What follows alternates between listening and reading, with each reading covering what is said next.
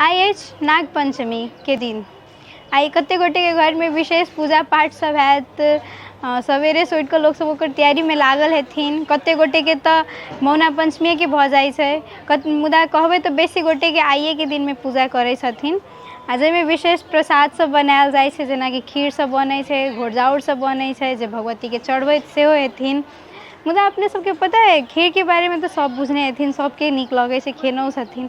मुदा घोरजाउर के विषय में पता है अपने सबके कते गोटे तो बनबैतो हैब। मुदा अपने सबके बीच हम एकटा विशेष जानकारी लऽ के आयल छी घोरजाउरे के विषय में। जस्ट एकटा रेसिपी शेयर कऽ रहल छी अपने सबके बीच। जेनाकि घोरजाउर अर्थात की होइ छै, तऽ जेना एकटा घोर आ चाउर के एकटा विशेष परिकार मानि लियौ, दही के एकटा विशेष परिकार, जाहिमे जेना एकटा खिचड़ि बनबै छियै ने, केना जेना सादा खिचड़ि केना बनबै छियै, जे पानि चाउर नून हरदि सब धऽ कऽ जे बनायल जाइ छै, तहिना अहूके चाउर आ पानि धऽ कऽ ओहिके पहिने तऽ सिझा दियौ नीकसँ। ताहिके बाद ओहिमे हैत तऽ दहीके घोरि कऽ रखने हेबै, जे दहीके राखि दियौ। ओहिमे स्वाद अनुसार अपन नून राखि सकै छियै। ताहिके बाद ओहिमे यदि इच्छा अछि तऽ ओहिमे ठोक सेहो देल जाइ छै, जाहिमे हींग, तेजपात, मिरचाइ, जीर आरो जे अपने सबके नीक लागै अपन स्वाद अनुसार सेहो कऽ सकै छियै।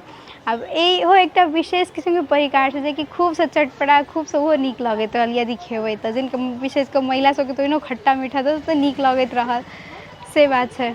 आब यदि अपने कते गोटे के एहनो होइ छै जे भगवती पर चढ़बै छथिन आ नून सब नहि चढ़ै छै भगवती के, कते गोटे के तऽ ओसब नून के नहि राखै छथिन। ओहिना चाउर आ दही के घोरि कऽ सेहो चढ़ायल जाइ छै, चाउर के सिझा कऽ तहिना कऽ चढ़बै छथिन। तऽ अपनो सब यदि अपनो सबके ओहिसँ अलग किछु रेसिपी बुझल होय तऽ जरूर कमेंट कऽ साझा करब।